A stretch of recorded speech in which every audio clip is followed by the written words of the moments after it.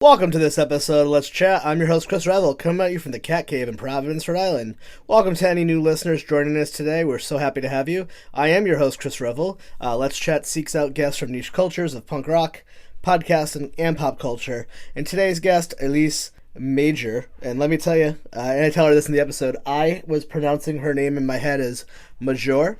And I'm usually wrong about people's names due to the old dyslexia, so I was so surprised it's actually said Major, because it's spelled Major, but in my head I was reading it Elyse Major, and boy was I wrong. Elyse is the editor-in-chief at Providence Monthly, which is Elyse is the editor-in-chief of Providence Media, which includes Providence Monthly, So Rhode Island Magazine, Hey Rhody, The Bay Mag. Let me tell you what, I am a fanatic of the PVD Monthly. I was featured in there. I got a feature in there once thanks to the wonderful Orrin Hannity some years back, and it was really a goal for mine.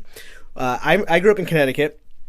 Moved here for to be with my girlfriend, who's now my wife, and now we have a house and a baby, and things are great. But I have these memories of visiting Providence when we were dating, going to Seven Stars on Broadway, looking through the monthly, and this is the way I operate. Hot take for anyone listening to this. I always just was reading, like, how do I get in there? But at that time in my life, I didn't do anything to, like, being it. I have that thing. If I see something, I'm like, how could I be part of this? So this is like a really cool watershed moment to get to chat with Elyse, and for the right reasons. At no point was this like, let's get Elyse on here because she's a media person. Why that definitely helped. Elyse and I connected on Twitter. I mean, I've been aware of her and a fan of her work for a while, but we connected on Twitter. She's a secret hardcore kid. Like, this is what I love about the show, and I like the show I want to make. She kind of embodies the dream kind of guest of, she's so eclectic. Like, she editor-in-chief for this media company, also like into crafts, and we talk about like home and garden, and writes books and has a great craft blog, and also grew up and grew up in the scene in like Fall River and Providence, and also I think she's from the Midwest, so she has a fantastic accent. It's just so funny to have this Midwestern accent talking about like at a like a Murphy's Law show and fights and jumping into the pits, and it's just so funny. Her personality is it's kind of what I love with people, is I love people that are multifaceted and like different types of things. Like, if you just were to meet Elyse or know her from her internet presence, you would never be like, this person knows who Fugazi is, or never mind, like, she named bands I had never heard of. It was so fantastic, so wonderful, so kind. And on top of all that, just like a good person, and not just in her actions. As an outsider, I had no idea that the Monthly and the Providence Media had kind of gone through the stuff they had gone through with the pandemic, and they furloughed their staff. At least we'll talk about this. And this woman busted her fucking ass off and was able to hire everyone back. Like, imagine if there's more people out there like that, where they actually give a shit and they want their employees to do well and make sure they have a job. When, it's just, I don't know. It's really beautiful, and it's wonderful to see. You don't have to be living here in Providence to be like kind of moved by that. I think anyone can take those ethics, and I like to think those are like scene ethics that we both take from the punk rock world. Also, we also both agree with the statement, Nazi punks fuck off. So shout out Elyse, such a badass. So wonderful episode. A little housekeeping to get off the top. We are so excited to announce our very first event. Let's Chat is turning 7 this month. I also had myself and Brianna both had birthdays this month, so happy birthday, Bri. And to celebrate, we're teaming up with the fine folks at See Alive, and we're going to be doing a watch party of Spider-Man Into the Spider-Verse. It will be free. We only have about 50 tickets left. We will share the links on our website, letschatpodcast.net, all of our social. You can find it on Sia.live, like C as in cat, Y as in Yoda, A as in astronaut. And it's going to be really fun. We're hoping to see you there. If you're not familiar with See Alive, I recommend checking it out. It's a really fun, interactive way to watch movies and do stuff with people. So not only will we all be watching the same movie, we'll have an interactive chat box. You can watch us talk and interact with each other, and we're going to be doing our research. We can actually bring you onto what they call the stage, and you can video chat like with and interact with people. I've gone to a couple of these events. I went to one with Paul Scheer and Griffin Newman when they did a screening of Galaxy Quest, and obviously you all know I love Griffin Newman. If you're a fan of the show, he's a past guest, but like, I fucking love Paul Scheer. I've been a fan since Human Giant, and I got to like interact with him online, and and get to watch one of my favorite movies. It's really fun. We're so happy. We're hoping to do some more of these. This is a really, really big deal. We got a lot of really big stuff coming up too. We got this next episode will be with music journalist Rob Duguay, and after that, we're gonna have a little bit of a format change in a good way. We're gonna have some big changes. Start bringing more producers onto the show. We're starting a YouTube series right now of a series of YouTube Live to lead up to this called Let's Chat Into the Spider-Verse. We're going to bring on different people just to talk about their relationship to Spider-Man to the Spider-Verse. I think it is my favorite movie ever made. It really is. So we're so excited about that. So make sure you keep in touch on that. Find us on letschatpodcast.net. We're going to be doing merch giveaways. We got some new merch coming out. We got some really great new stickers. We're getting some t-shirts made. A lot of fun stuff happening here. Some stuff I can't really talk about yet because it's still pending. So keep an eye. And last note, we have this Facebook group called Let's Chat with Chris Revel Community. Let me tell you, it has become one of the most fun things. I've not had this much fun on social media. I just hopped off because I had to, make this episode. But we were all trying to figure out how you can make custom stamps, and it turns out you can do that in the United States and Canada. And we're trying to figure out if we can make Let's Chat stamps. And let me tell you, the photo I wanted to use is hilarious. So anyway, let's get last thing. I keep forgetting. I was also recently a guest on What Did We Miss? Great podcast with past guests Matt Ferreira and Tony Pescetti. What Did We Miss is a podcast that explores pop culture blind spots, and I got to cover the topic of Sunny Day Real Estate's diaries. I completely missed Sunny Day Real Estate, and it turns out I like them a lot, and they're great. So thank you, Matt and Tony, for that. So give that a listen, and let's get to it. All right, people, let's do this one last time. My name is Chris Revel, and for the last 7 years, I have been the only one making Let's Chat with Chris Revel. A few months ago, that all changed when I teamed up with some producers. To celebrate, we are teaming up with the fine folks at SIA Live to present Let's Chat Birthday Bash. Let's Chat is turning 7, and what other better way to celebrate than a watch party of Spider-Man Into the Spider-Verse. We're going to have exclusive merch giveaways, tons of fun, great way for us to interact. We will be doing this on August 29th at 8 p.m. EST, hosted on SIA Live. You can find all the information at letschatpodcast.net. Make sure you register for your space at sia.live. Through my books, down the well, said goodbye to a few, some I didn't tell. Couldn't have seen 21,000 miles, but I got there. Smiles and style, across the royal bound Fuselage. Heights down drives, bloom in the night.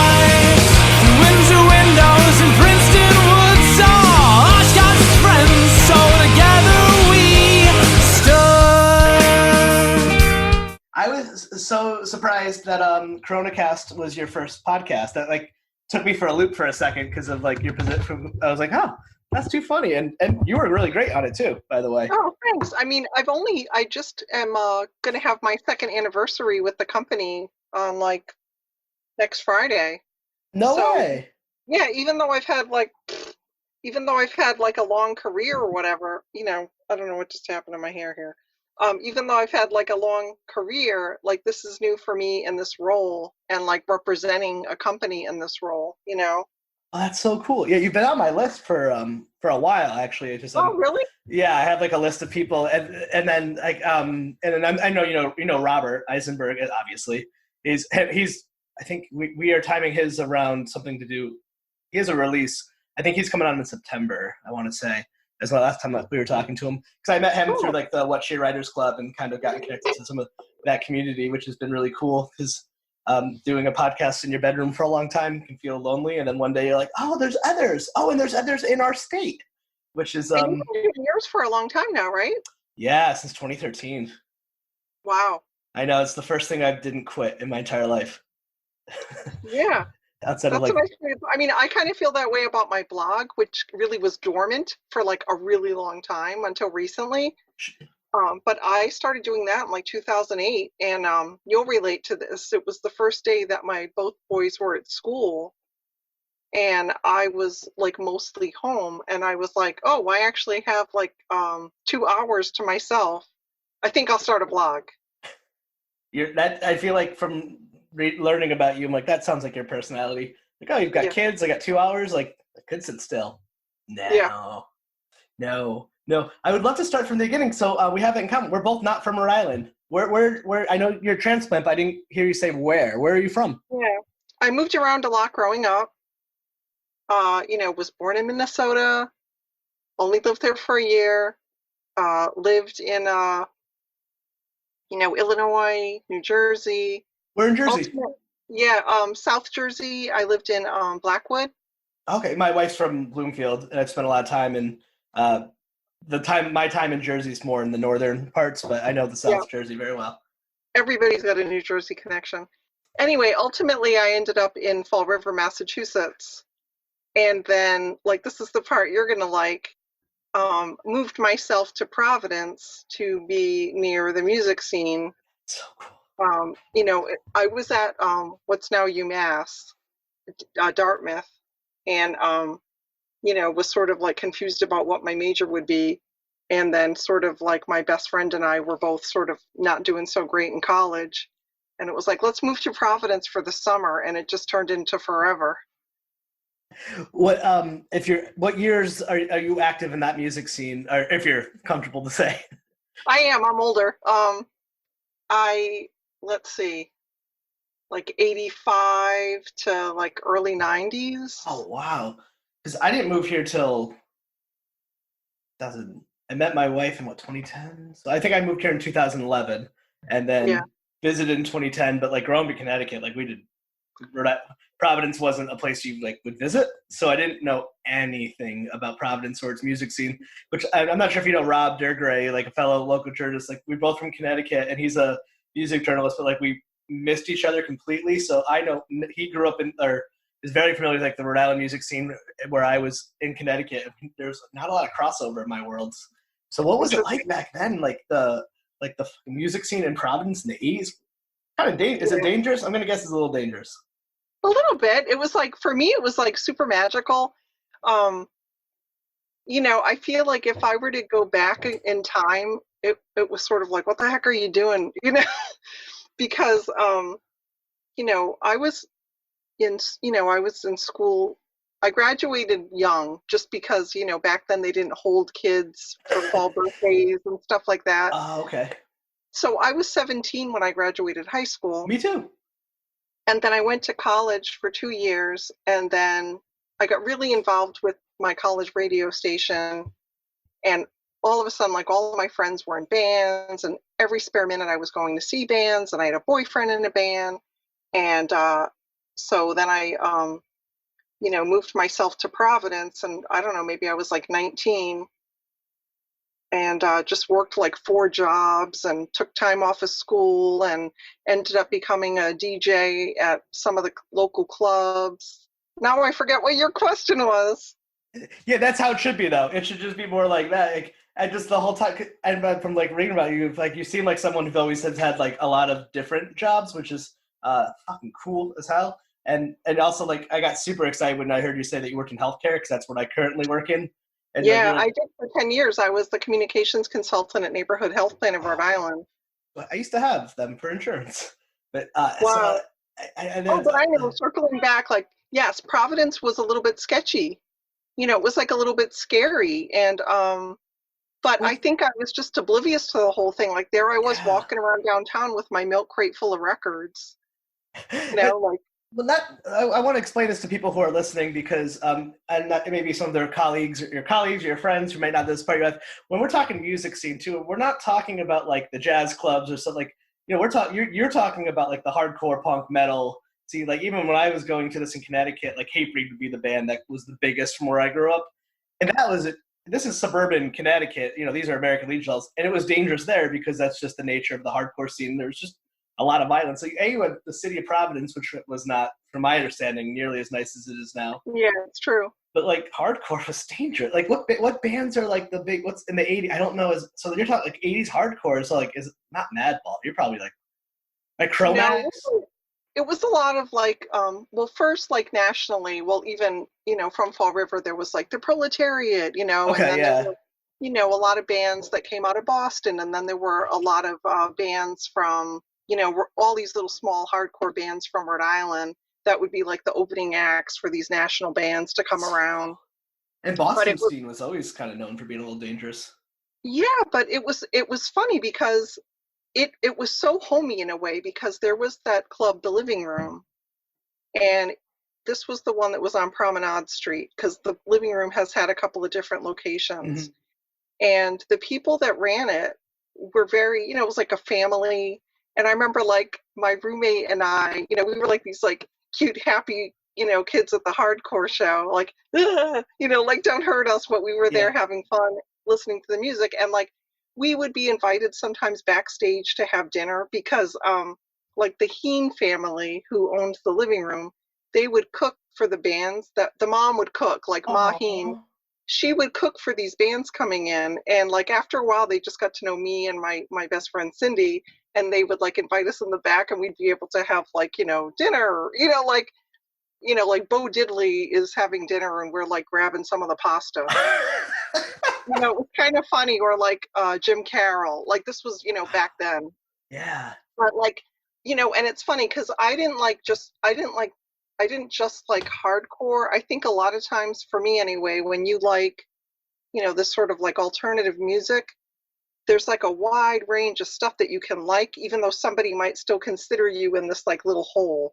Yes. So, I got really into like, LA, hardcore, and then like British punk, and then, like garage music, and then the Boston scene. Like the Boston scene was just so amazing because it was just post like Mission of Burma, but all these bands like, the Volcano Sons were happening, and, then Dinosaur Jr. was coming around, and, Oh my God.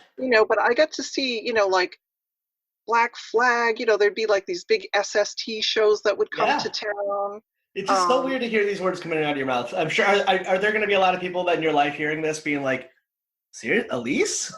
What?" Well, that's what I think is so funny because, my friends always describe this as like the dichotomy of my personality. Because on one hand, there's like, and it's all genuine. There's the me that's like wearing a little print floral dress and like making this pretty little thing with flowers. And then the music I like, like, Hmm. I'll be listening to like, Minor Threat or but also sometimes, Luna, Red Cross, the Lemonheads. So it's sort of like all kinds of stuff. I just throwing me for such a loop. It's just so cool to hear that. Like yeah, that is exactly right. From like knowing you from afar, like Yeah. I read the monthly, and I've come that now becoming like a fan of like you and your work and the craft, and all of a sudden like we connected on Twitter the first time you because my producer Will had made that Milo listens to podcast thing that I asked him for, and then you're like, oh, The Descendants, it's one of my favorite records, and then I'm just like, what? That, huh? And I was Yeah. Like like, that. I love Secret Hardcore Kids. It's like I would never say I was a hardcore kid because like I was involved in that scene, but like I tend to listen to more not music. That's that. I went to a lot of the shows, but that's not when I'm home. That's not usually what I'm listening to. There's nothing I love more than like walking down the street in some pretty dress and some hardcore kids are listening to something and I'm like, yeah, like Oh, I yeah. know, like I'm like, I know that. I saw those guys like when before you were born. Fred, yeah. Because a lot of those bands, they came around a lot. Like I remember seeing, well, of course, like you'd see the Ramones a million times. Not that they're hardcore, but Oh my God, I can't believe you just said that's so. I mean, because that's you just say. Of course, you see the Ramones a million times. Because like by the time I had heard of the Ramones, I was buying their T-shirts at Kohl's. or like the Circle Jerks came around, Oh man, and one of and them is in Bad Religion now. yeah, Bad Religion had come around, Oh my God. but by then I think I was starting to get more into other things too. So I wasn't like, again, I was, I get fickle with music and I was kind of all over the place. But, still, if Bad Religion came to town, you'd go see them. And still relevant and active. The fun thing, a friend of my friends opened up for them in New Jersey at Starland Ballroom, and I was standing at the bar watching Bad Religion play, and I look over and Bruce Springsteen was standing next to me, and I just like, and then we did a beer tap, and then like I was talking to someone at the venue, they're like, oh yeah, he's here all the time. He's a Interesting. huge Bad Religion fan. Like, Oh, and there was no press, there was nothing to it. He was just like, just loves music, and it was just wow. that moment when you find like what we're talking, like when you love something for music or art or whatever it is, you don't get bound by categories. Because in my head, Bruce Springsteen and Bad Religion should not know of each other by any means. They're supposed to be the polar opposites of like I whatever, know. and just like they're like buddies. I know. It's But yeah, I love, Milo goes to Milo goes to the college. Milo goes to college is still one of my all-time favorites. I was just listening to the singer on Going Off Track, and I didn't know he was like a scientist. Milo Ackerman. Yeah. Oh my God. It was like, Yeah, like he actually went to college and the band broke up, and that's what that oh. cover means, you know? I totally And missed then out on the Descendants. it's funny, all this stuff comes out, and like Bill Stevenson was in the band, and he had been in Black Flag, and Yep. that was the thing back then too. Like all the bands had all these connections. Like if you liked a band like on SST or Sub Pop, like there were just like connections all Yeah. over the place, and it just really made it more fun. I feel like podcasting replaced that part of like, I've been out of the music scene for years and years, but like signing the podcast, there's like niches within it that there's like, that became this, like as an adult, this feels like my version of the scene. And now it does feel that way, like on a national and now even more on a local level. Like there's like now like there's actual podcast scenes within cities and states and sects and niches. We have a scene in Rhode Island now. Like, I mean, I started this podcast when I started in 2013. I wouldn't meet the next podcast no one else in Rhode Island. Well, they were doing it. We didn't know of each other. It wasn't actually until the monthly. Orrin Hannity wrote this article. It was like 5 podcasts that aren't Crime Town, and he was super so kind to me. Was one of the people that got featured, and that's the first time I was like, "There's other podcasters in Rhode Island," and that was a few years ago where it all started to accumulate, and now like a bunch of us. There's some. At one point, I could confidently say I knew everyone doing a podcast in Rhode Island, and now it's gotten so much bigger. I'm like, Wow. happily, I can say I don't know everyone, and we're slowly trying to connect and meet and become all buds and stuff. It's really cool. Like I'm with you on that too, because like I love that stuff. I mean, you just said, I mean, like Bad Religion. I think their guitarist is the old guitarist now from the Circle Jerks. Like a lot of those people tend to stay together too, because I'd imagine too, because being a band is more about the music, like family essentially. You have to live together. Yeah. Did you have family? Like, what brought you into that world of music? Like, was it friend, like older sibling or a friend, or just like? Well, I always loved music. Like I'd always been buying records since I was like little. And it's funny because there was this like guy in one of my classes in high school, and he was very preppy looking, but he always, would talk. He would always come in singing some songs by like, the Dead Kennedys or something. And I just was like intrigued, and I would actually like listen to the college radio station, which is now WUMD, and used to be WUSM. And I would actually like write things down, and then be like, oh, I really liked that, just such like an active listener, because that was also the days of just really vinyl, where you bought a record and you sat and you read the liner notes and you listened to the whole thing, and you knew who did the cover art, and you knew who played, guest instrumentalists, all those things. Like right now I have like, CDs by people I don't even know like the names of the people in the band. Mm-hmm. But those were the days where you like really absorbed, for me anyway, music. And so I just really grew to love it. And so when I was even thinking about college, it was like, oh, well, of course I need to go to, UMass Dartmouth, because I need to be part of the radio station.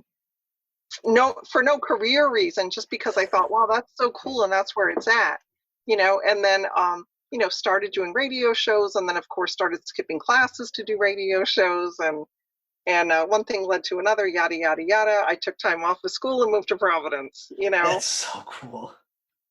Yeah, it was really fun. And, again, like, had no idea what I was doing. Like, no idea. Had never paid a bill, like barely cooked for myself. Now here I am with two roommates. We're living in Providence, and we're, like, Bill Keogh was one of the roommates, and he is such a guy around Providence. Like he belongs on this podcast.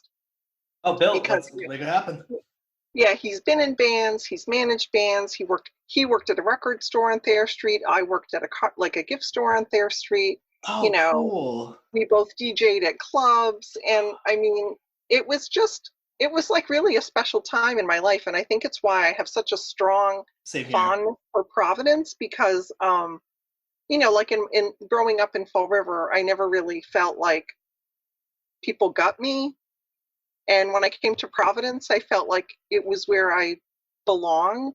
And all of a sudden I was funny and, I was cool or maybe, but whatever, where like, I felt like when I was in Fall River, like my jokes weren't funny and it just didn't really feel right to me ever. And when I moved to Providence, I just felt like it all clicked for me. And I feel like I'll just always have this love for Providence because of that.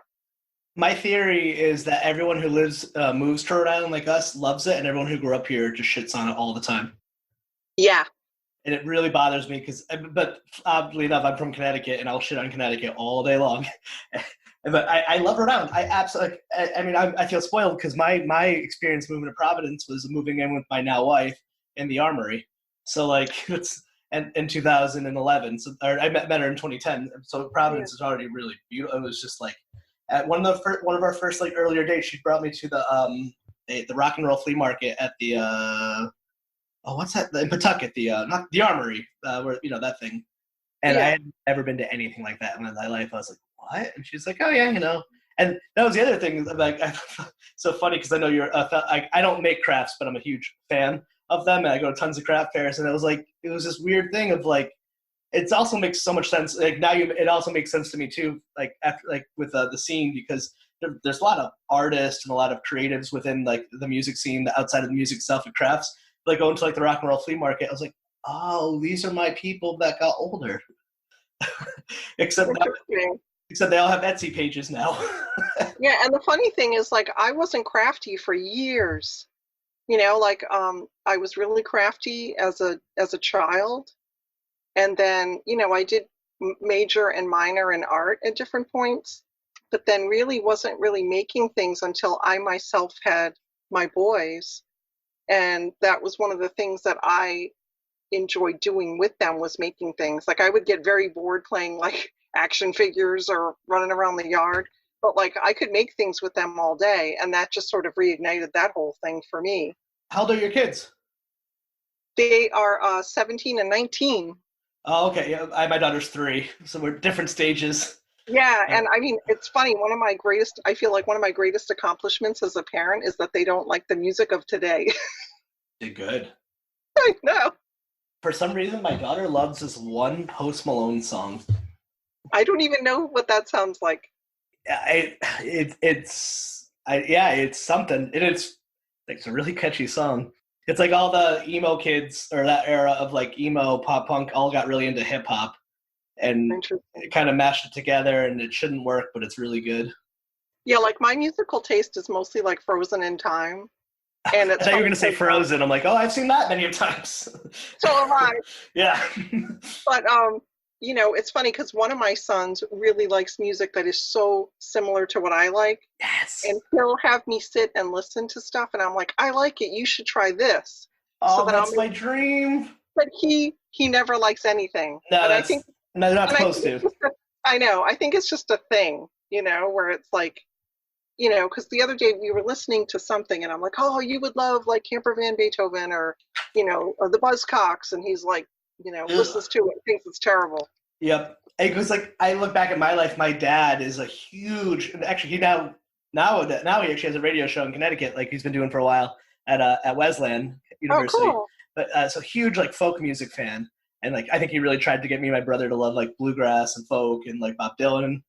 Didn't work. But now you go back and you look back at your life, I was like, I didn't fall for the folk music, but I did fall for like punk rock, which was like kind of that like same of the era. Because not only like, at least one of the greatest things about the punk rock scene, I'm sure you could, hopefully you had the same experiences, wasn't just like the music, but that was the first place I learned about animal rights. I learned a lot about the LGBTQ community, veganism. Like there was no Harry.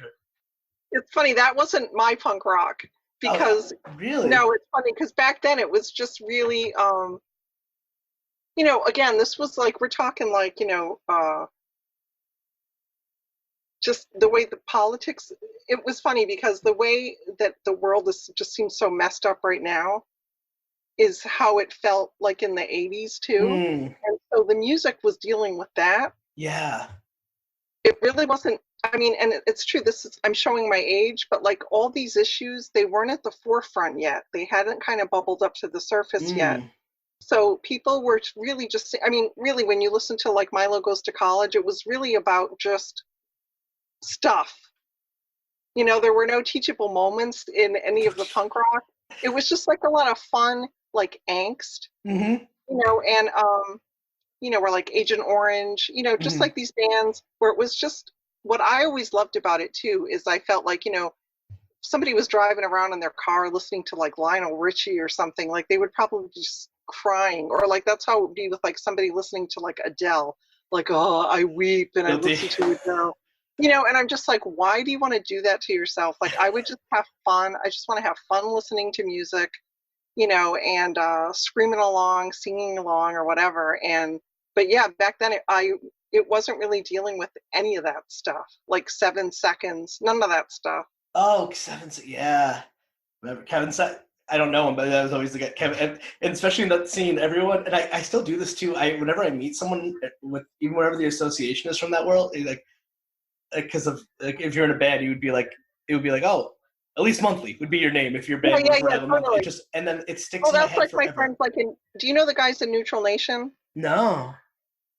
So that they're like, Dave Nation, Mike Nation, like it's Mm-hmm. kind of like that, and that's like what the punk scene was doing in the '80s too. Yeah, all my phone, all my contacts from my friends who are in bands or for whatever. Like I've had friends I don't even like, even to the like my friends whose bands have been done for 15 years. Like it's still John Foley, Jeff Foley. Yeah, they're still in my phone as that, and they're like, I've done so many other things in my life. I haven't done that in so long, but it's there. But I still make that association with everyone. I have But so many people to introduce you to. Like, I have a lot of friends from the old, like I call them the old days, yeah, I that are cannot wait. still kicking around. Oh yeah, I remember my cousin when I was visiting when she was here when I was getting for my wedding. I remember talking to her. She was in a band a little bit after your time. She was more in that like Slater Kinney like Washington like grungy scene, and she met like these noise. They're called Unwound, this like noise band, and she's like, I remember playing in Providence once. It was in like a warehouse in like Olneyville. She's like, yes. I think they like opened up for like Lightning Bolt or something like that. And she's like, yeah. And I'd never toured, but she's like, it all blends together. But that one, Providence stuck out because it's very rare that you're playing in an abandoned warehouse and it's fun. But I never got to see Exactly. any of that about like I don't know like either, but I missed that whole thing. My music scene Yeah. knowledge of Rhode Island is kind of I missed it. Just but that's so funny. And so and like not only but you do crafts, but you wrote a book about crafts too. So you're like a multifaceted person. I've done a couple of books. I did two of the Tinker Treasures books, and then I co-wrote a book of IKEA hacks. That is so cool. So I'm gonna that write was really a divorce a guide for couples to get through IKEA without getting divorced. I know exactly. I always say, get there when it opens, you'll be fine. I only half serious. I think anyone who's about to get married, if they're not sure, like you got to go. Two things you got to do: IKEA trip and then tandem kayaking. And Yeah, if you can survive that, you can make it through anything. that's awesome. I was like, when the pandemic hit, I was like, Victoria, we've been kayaking in the same kayak. We're gonna make it through this. Aw, It's not the that is, kids; it's the yeah, kayak. But yeah. and I we've know it's funny because those are good points. That's really true. the But IKEA yeah, almost again, it destroyed was us. I was home.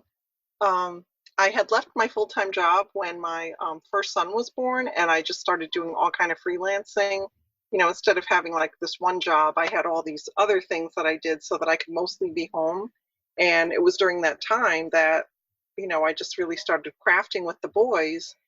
And I found that actually, if you look at any of my Tinker Treasures books, they really are like, they're pretty much kindergarten crafts that just look super pretty. I mean, they're just super simple, easy crafts. I got to get this because like my daughter's 3 and now she's starting to get into painting and doing more and like Oh, playing like even now like especially now we've been home more and more. I'm like, what do you do with it? At a certain point, like they only like their toys so much. They only want to go outside so much. And it was hard to go anywhere for a long time. And like you don't want to just like what the worst part is they even get sick of the as much like they get sick of the videos on the phone and the oh YouTube. yeah.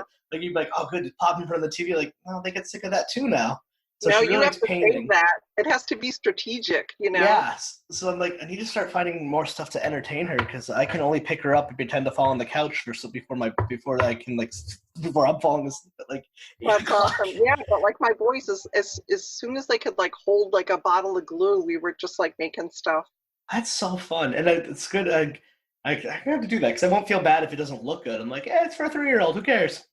It's, Exactly. It doesn't matter if it looks good even when you're 30 years old, you know? that's It's true. just fun. It's just for It fun. it really is, and it's funny. Like in my job, I work in behavioral health. And I'm also I am also a drug counselor, and like a lot of like and like for talks and recovery and stuff. But one of the funniest the things that always comes up is like we're big meditation talkers and people and stuff, but coloring, like just like even like then now they have like the adult coloring books, and it's something I noticed with my daughter.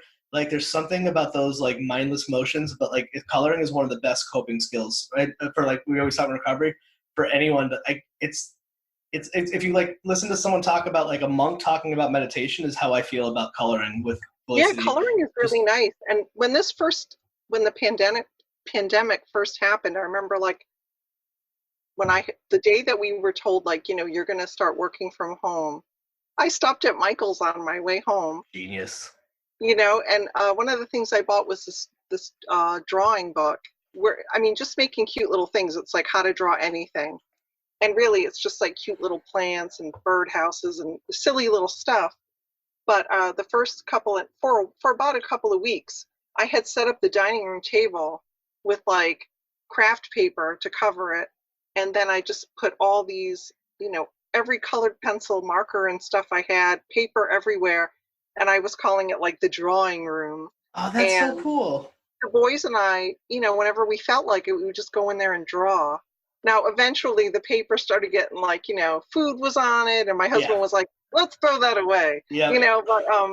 But I keep thinking, I should bring the drawing table back because it was nice to just like anytime you felt like it, just go over and draw. Because I'm a like everyone. I have the phone is very addicting. It's nice to have something that isn't the phone.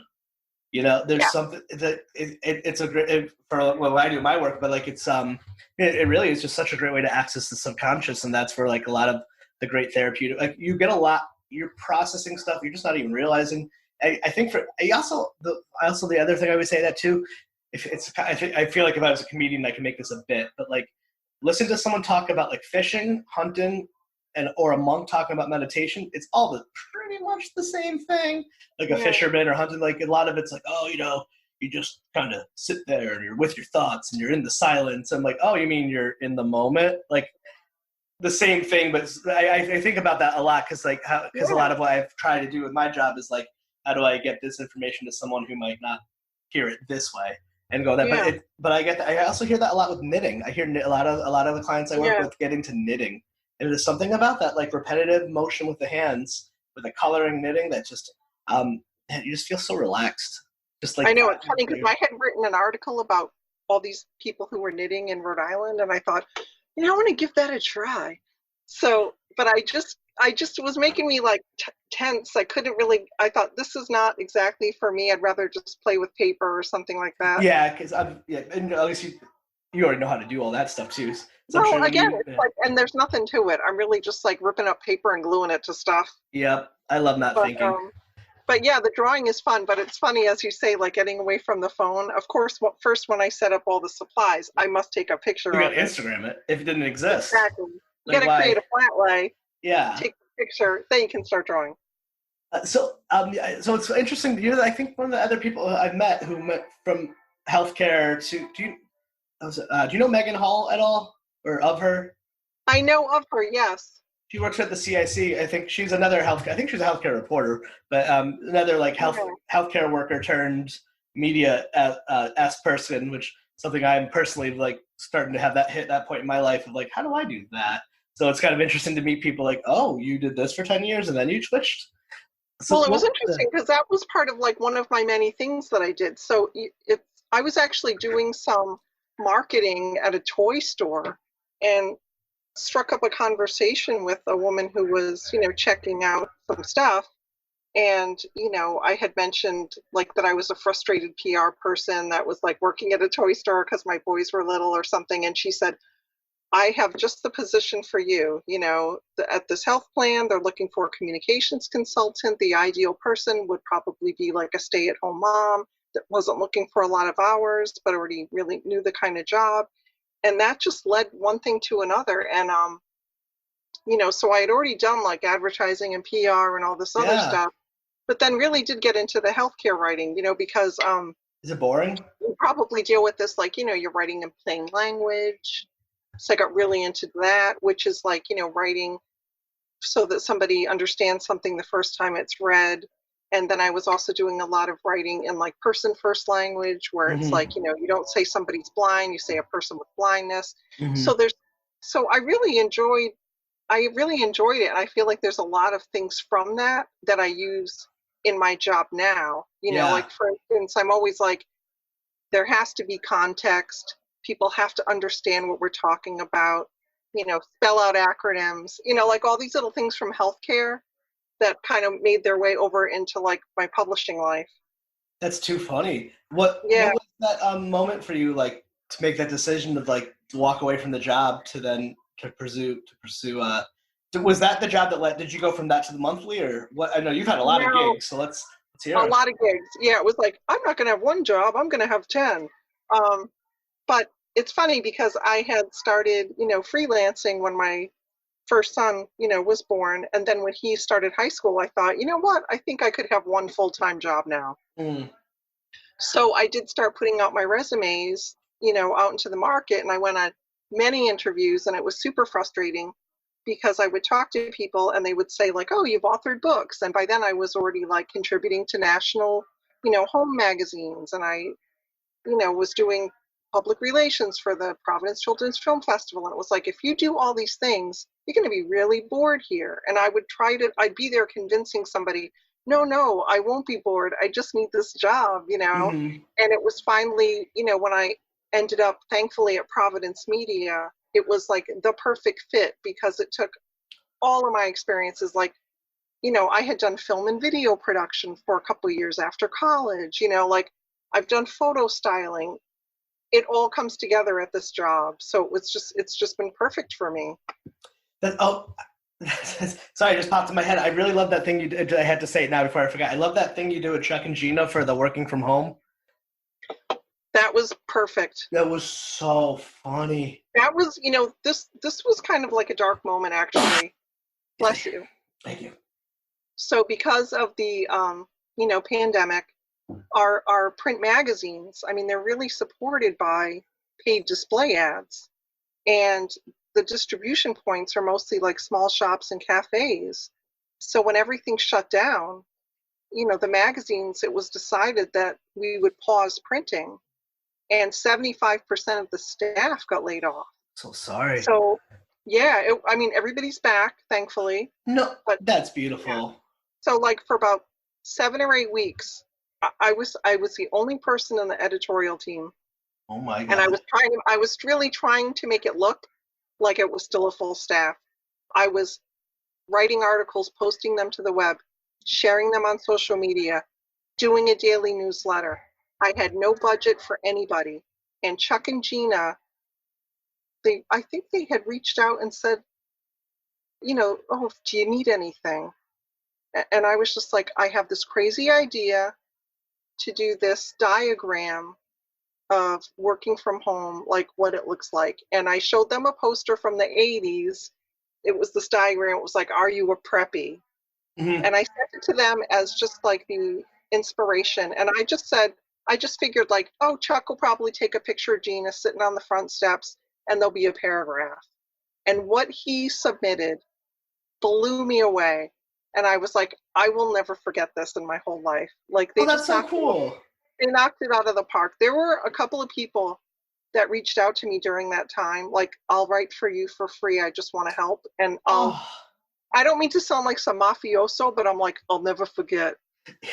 You know? We're in the right state for it. I No, know. that's Because the it was nice thing hard. about It was hard. I was working like around the clock like a nut, and from home too, right? from home. Like my wife had that experience of just like, did you work from home before? Because like for her, it was just like one day, like you're working from home, and it's hard. I could work from home if I wanted to. The funny thing was I could never figure out when to finally work from home. There was always some reason I needed to be in the office, and it was Mm-hmm. like, if I could only just work from home sometime, and it was like, oh, okay, now I'm always working from home. How, But how did you manage your work-life balance during this time? Well, my boys are older, so they're Yeah, pretty like on their own. Um, I actually wasn't managing it very well because not surprised. I was just so driven. I didn't want to stop working. And I remember there was even one Friday where the small team that was still in place, they were like, take the weekend off. I'm like, but the newsletter, like, so I really, and then it's funny because I don't know if you find this with yourself, but I'm either like overwhelmed or bored. So all of a sudden it's like Sunday and I'm like, oh, I should start blogging again because what am I going to do on Sunday? Oh my God, I've never heard someone put it that well. Yeah. Oh my God, I've never. Yeah, that's actually a huge problem I've been having with myself as of recent. Of just like I have just like this wave of like inspiration ideas and like I want to do everything, and then you realize Everything. there's a lot of other stuff that you can't. Just time, and I have a full-time job and this is my hobby, and maybe up until a few months ago that was always the plan. Like my hope. I just had never thought of doing anything else with it. So now, and now I'm like, oh, maybe we should start pivoting. And like then I was like, I don't know, but it was just me. I was just doing this by myself, and but yeah, no, I totally understand. And then I would like get this thing, and you get really driven, and then other external factors can hit you in life, and fucking knock me down, or like, No, I know and then it can be it's rough. destroy. It can almost it's like a blessing and a curse because sometimes you like, oh, I'm so happy I have this really great idea. And then there's ideas like, why is this great idea keeping me up at 3:00 in the morning? But I have to be up at 4. I have to be up in 4 hours and work a full-time job and do all this other stuff. And this like one of these days, I want to find the thing that like gets me like that to actually pay me, which is always I think everyone's dream. But no, 100%. And then when you finally get that free time, and then you're like, what if I just like I don't know, start another podcast for fun? Like I've had that thought like a few times, but like what if I just add another one to the list? Like, why? You can't even do. Yeah, 100%. No, I know. Every now and then when I have like say a boring Saturday, I start working on like an old book proposal, and I think Yeah, what the heck, I don't have the bandwidth to do that right now, but like whenever I have 5 extra minutes, I'm always trying to figure out, what to do with it. I mean, I do, believe me, I have times where I enjoy like a good big binge watch and having a big lazy day, but there reaches that point where I'm like, okay, now I'm bored. I need to do like all these other things. What's your last binge watch, or one that Well, comes to mind? we've been watching What We Do in the Shadows, the I need TV to see show. that because I never I know the movie too. I didn't get to see the movie. I love Taika Waititi. Like Yeah. fucking oh my god. So that series is really great. So we I've heard watched that that. a lot. Or like I watched Mrs. America, we watched Space Force Is it with Steve good? Carell. I've Not heard really. mixed reviews. I think it's trying to be too many things. Oh I mean, and it looks like it has a really big budget, has a great cast. It was enjoyable to watch, but it wasn't great. yeah, I And love Corella. if they came back with another season, I'd probably watch it again. That's a good But recommendation. it wasn't great, Yeah, and you know. sometimes I think you do need that. Like sometimes I just want to just not think, watch, and that's too bad. I love Garth Daniels. I love Steve Carell. I love everyone in it. Yeah. But that's unfortunate. I wonder. I I wonder love if. to oh, I'm sorry. Go ahead. I think a great binge watch is always Parks and Rec. Did you watch the when they did the reunion episode? I Yeah, did. like just oh my god. My wife and I were such Parks and Rec fans to the point where in our wedding vows she used Parks and Rec. She used the Parks and Rec line. You know, I'm on the aisle, and then she ends it with, "And I like you and I love you." And I was like, Oh, oh, we're such pop culture geeks, and that's that's such awesome. And a then you went to DJ's for pancakes. yes. My wife she celebrates Valentine's Day every year. That's awesome. And every time there's a holiday, Parks and Rec holiday, but like we always have to do the Halloween, but like the Greg I know. Bacchus It's a stuff. sweet show. It's like a good-natured show. It makes anything Michael Schur does. Like, have you watched The Good Place? I have to watch the last season, but You I have watched it before that. tissues. I know. Not in a bad way. The last episode, like, it did something to me on like an existential level. But I have a strange experience too of like the shortened version of it. My wife had a really traumatic birth, and then I ended up having I had post traumatic stress, which then led me to find EMDR therapy. So now I can say I had PTSD. So I get some. I can talk about that shit forever. But so I was watching The Good Place, and I was like, already in an emotional place, like really toned into it. And the last episode, it wasn't sad. It was just I grew I grew up like the shortened version of that too is like I grew up with a heart condition, and I used to go to this camp for kids with heart conditions. So I had a lot of death in my life, and so it turns out a lot of stuff I had worked through in therapy was like losing a lot of stuff. So The Good Place about being afterlife, and that last episode, like I'm just like I'd never done mushrooms, but I felt like I did mushrooms. Was like sinking into it. I mean, like I felt like by the end of it, I was so tired because I was just like, but in the best way. I hope that's not an oversell the episode because you're gonna be like, wasn't that? No, I'm afraid of it. Now I'm like, that's like an Adele song. It's like you just watch it when you're ready to be in the mood, like in the mood for just the feels. You're saying goodbye to these characters and the way they end it, and there's just the scene with I'm not spoiling, but there's a scene with Chidi and Eleanor that they wrap it up where like they're talking about at the scene, and Chidi takes a different turn about instead of philosophy for the first time. He brings up the Buddhist with him and oh god, I'm getting teary eyed even thinking about it. Oh no! And it's just like it's the last time they're gonna see each other because that's like it all ends, and it's the most beautiful moment of a series that just like gut wrenching. Oh no! And on the flip side, Miss Maisel's another good one. I'm assuming that you watched that. Love that. Yes. Love that show. I never watched Gilmore Girls, and then had to go back and watch Gilmore Girls because I loved the Miss Maisel so much. Yeah, that show's perfection. The season, there was a scene in the latest season when she's on the double date with Lenny Bruce, and the guy is like walking around singing that song in Spanish. I ship Midge and Lenny pretty hard. At one point, I was just watching that video on YouTube for like an hour straight. I'm like, how is that one? Like, I'm sure like a little part of your production brain kicks in. Like, where did they put the camera?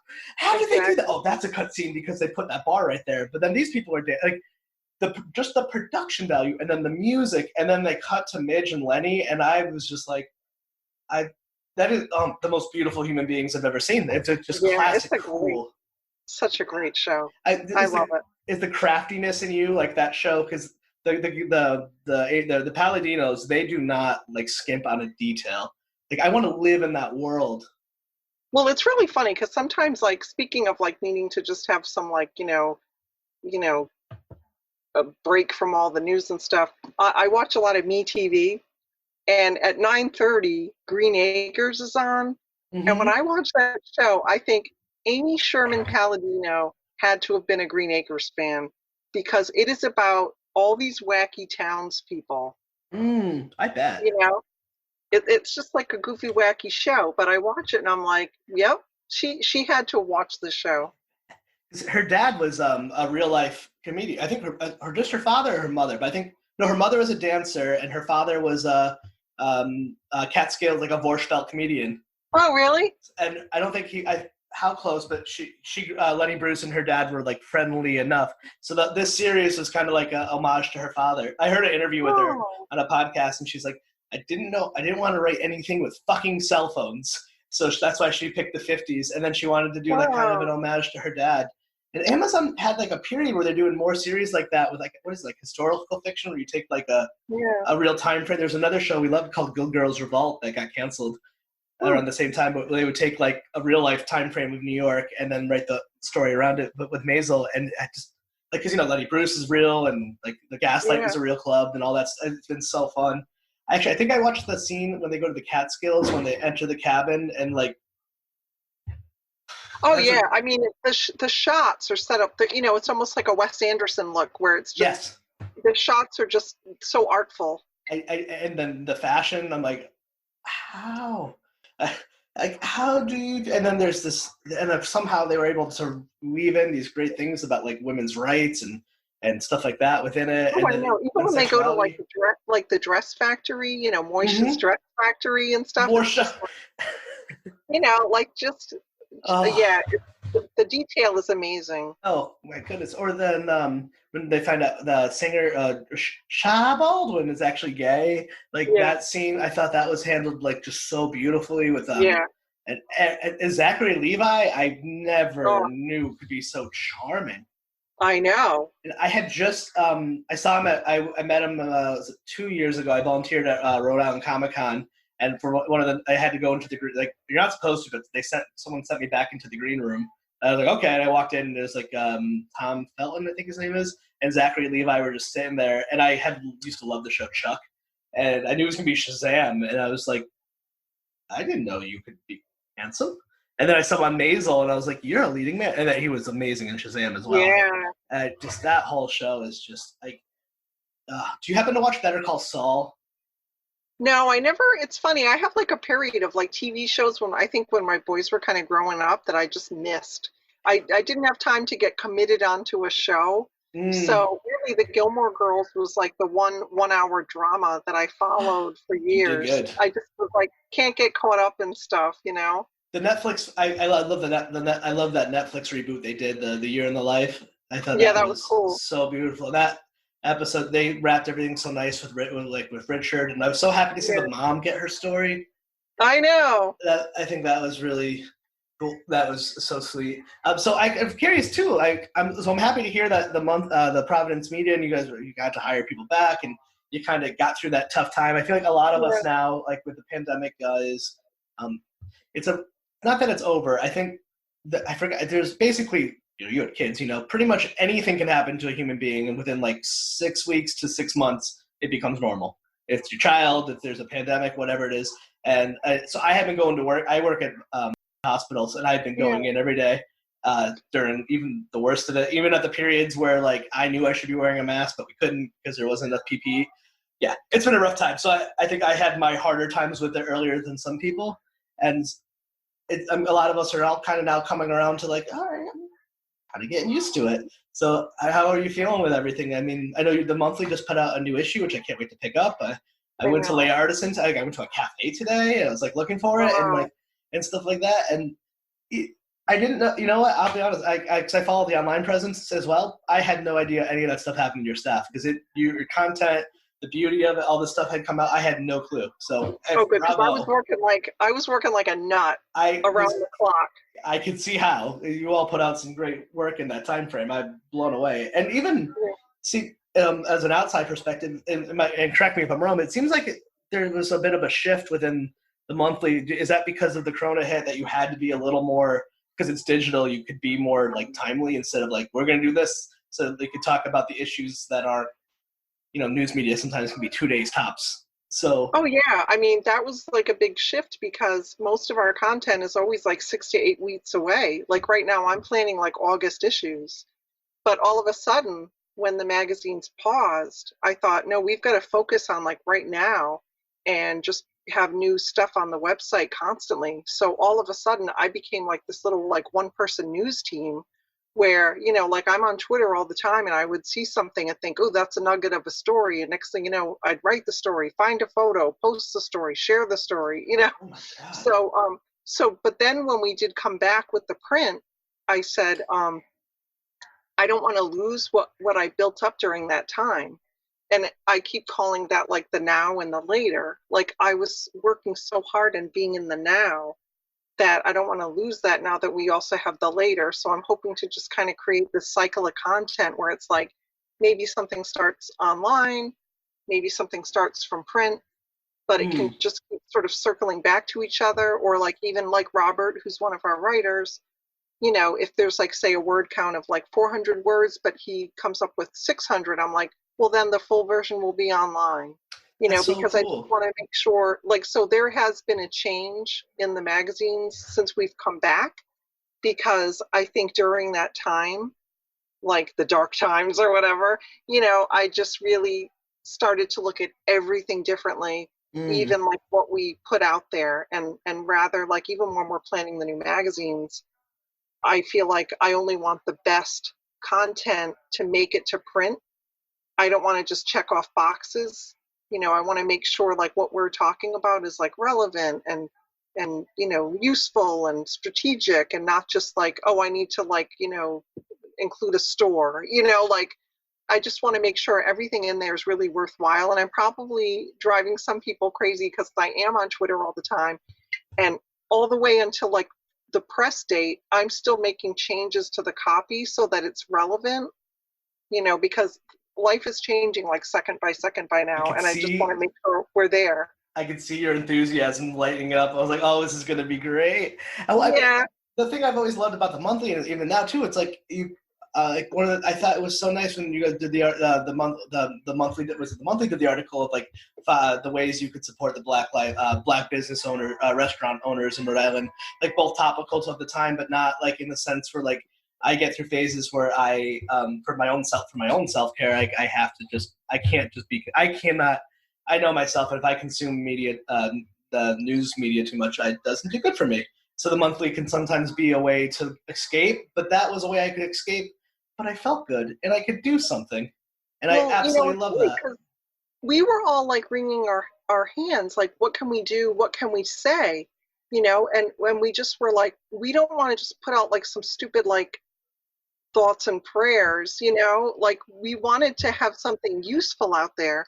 And so, Abby Lammers, who's our editorial assistant, she worked really, it was like a drop everything and do this. Let's get this out right now. And that was shared 11.2 thousand times. And that's a I was, lot for us. I was one of them. Yeah, thank you. That is a lot for us. That's great. Yeah, so we all felt really proud that we were contributing something good out there, Yeah, and it was. I like that stuff. Like, I remember when I had met with Oren a long time ago for like coffee, a few years back. Like the idea, he was like, yeah, the idea of it was more of like the way he put it. It was like I don't want to misquote him, so I won't. But it was like the monthly at that time, a few years back, as it should be, was just more of like a highlight of what was going on, and it's interesting. So the Corona hits. You have to deal with that on a family level, and then your professional level about the job shift. Did you ever think at one point that in your life that you would be like, oh my God, there's a global pandemic, and now I'm literally carrying like a media company in a way on my shoulders and pivoting because print media has had a different history with the internet, and for better or worse, pandemic has changed a lot of things. At least even my industry has changed completely. Like Yeah, all of our industries, and you weathered the storm, and no one lost their job. So like, yeah, I know. I kind of feel like, you're just kind of riding the surf. I mean, there's no like the promises about anything, no, and so like I just feel like right now I just want to you know keep building up all the different, like the website, the social media, because I keep thinking, well, if we all end up in a lockdown again, I want to make sure we're in a better position.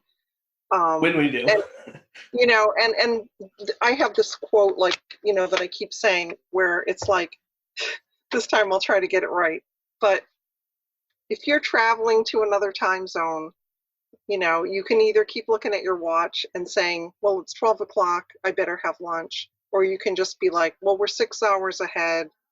It's 6 o'clock my time. And I think with all of this, you can either keep saying, oh, well, I would have done this. Like, you can't. You just have to keep going forward and saying, well, this is what we have now. You're going to have to go out and wear a mask. You're going to have to stand 6 feet away from somebody. Like, it just kind of is what it is. And what can you do? And it's funny because for a while I was also trying to, be part of the press conferences that Gina Raimondo was doing every day. So I would was keyed in as the press and like asking questions and really tuning in and listening. And it was around when I was really in the thick of it. She was interviewed in the New York Times, and she concluded her article. And I know I said this on Jessica David's podcast, but she has said twice, there's no option to stop. There's no option to stop. And like that has really become such a mantra to me, Mm-hmm. because like, well, what's the alternative? Like, and also with this job, I'm like, this is my dream job and I finally have it. And I'm going to do everything I can to keep this ship like afloat. Yeah, well, there's a saying that we have in my field, or I think it's a Winston Churchill quote: "When you're in hell, just keep going." Yeah, I guess, yeah, you have to just kind of soldier through You and, just learn. There's an old saying too: "Learning to love the rope." yeah, like, what is it? Hope for the best, prepare for the worst. Yeah, Yeah, that was. Is it for Doctor? I remember interviewing Jeff Garlock played in his after your time, but before my time, music time. He played in a band called Orchid, which is like no one knows who they are, but they're like one of those like very rare emo band things. But he had something. He remember in our interview with him, he had told me this quote about learning to love the rope, which I think is from Doctor Strangelove, and it's kind of like, and that's how he said about touring. He's like that was his metaphor of like you kind of learn to love the things that you hate, and that's how that's kind of how you have to get through everything. I had to, and I especially at the beginning, I kind of keep like checking with myself and be like, all right, you've been through worse for longer. You can do this. Like I've sat in like the NICU not knowing if my wife was alive or dead for like hours on end. And, like I've got to the point where I've had to confront my worst fears and like it fucking sucks, but you go through it and then it makes you stronger. So for like better or worse, I'm excited to see what the flip side for the positive sides of all this will be. Because like, especially industry wide, because for all the different industries, like where I work, like insurance companies would never allow telehealth for what I did. And now Rhode Island actually just passed a law that says they have to continue. So my industry just overnight went from like, I mean, literally, my computer at work didn't have a webcam because for HIPAA, like we're strict with rules. And all of a sudden we go from that to like, okay, now I'm just talking to people virtually, and like, it's going to have a positive ripple effect for our industries, it's so great. So, I mean, it's so great that we get to talk at this time too, like, because we had been talking beforehand. It's just like, oh, cool, it'll be fun. And it's like, it turns out we were also coming out of like a really weird personal time of like, I don't know, a week ago, I thought my whole future was over. Then the Black Lives Matter movement just swole me up with hope and optimism for our future, and whatever fight we're about to fight, we're going to win, and we got it. We kind of like this confidence, like, we got this, America, go Rhode Island. And the fact, I'm so happy to hear that the Providence Media will still be alive to keep documenting what we have going on here. It's so great. Yeah. I know. Oh, it's so fun. We're all super committed to it. We're like a small team, but we are like just really so passionate about the magazines and the work, and it's all like of our dream jobs, whether it's somebody in sales or the art department or editorial. We're all just like, we're making magazines in Rhode Island, Oh, I mean, I legit, I'm a fan of it. Like, legit, when I first started dating my wife, that was the thing. I'd find it, like, look at all these, that's how I find cool things. I use it for my job when I meet with clients a lot, because I'm a case manager, and sometimes I go work with people, it's like getting out and being more social, and like, what do you do? And like, at least once a week with a client, I sit down with a monthly, and we circle different stuff that's going on. I'm like, here, do this, and it's virtual. For like the last 5 years, I've been doing that at work. That's awesome. It's such a great thing. So we're, as just like a fan of it. It's so like the first being at the Writers Club, Watch Writers Club, and like meeting Robert and being like, oh God, I hope this isn't weird, but like I knew his name. I was like, I read your cover, so. Oh, I'm sure he loved that. Yeah. Speaking, doesn't he kind of throw a little bit of a Zachary Levi and Maisel vibe? I don't get that. No. Every time I first met him, I was like, charming motherfucker. He's charming, but I think even though he's from like is it New Hampshire or Maine? Oh, now it all makes sense. I forget, I should know. But to me, he almost has more of like a California vibe. Oh, I could see, yeah. He did remind me of whenever He did remind me of some of the West Coast people when I've been out in the West. It's so funny. No, I think that's the last thing I had written down. I know we were both 30 Rock fans, and I've been starting to do a little bit of a 30 Rock. I never done a full 30 Rock rewatch. I always find myself just like jumping. I always start with the early seasons. I can't get past certain ones. I don't know why, but I will watch the one where Tracy thinks he goes to space once a month. That's hysterical. Oh my God. I haven't watched that in a while, actually, but I also love I think Alec Baldwin is just so awesome. And there's this scene that I love where he's doing a dialogue back and forth with Tracy as his father. And, the therapy session? Yeah. And then he starts like breaking into like good times. Well, Tracy, your mama. Yeah. Like, I never and like the neighbor. He's like the neighbor. Like I was like, which I had no right to say this. So I'm like, that Alec Baldwin's a good actor, because I wasn't like familiar with his work, because I just never really liked him, to be honest. Well, what I love, I feel like any show, and my boys tease me about this because I say this all the time, any show she's involved with always has some really good lessons. Like Kimmy Schmidt and she had this other show she was, I think, an executive producer for, called Great News. I heard that was good. So good. It was on for 2 seasons. I loved it. And again, more Tina Fey lessons about society, which I love, and I love her. That she's like, she's so incredible. Yeah, she's awesome. So, and then her and Paula are like old time like best friends, which is like, that's not even funny. It's like they were friends for like Second City for like years and years ago. Yep.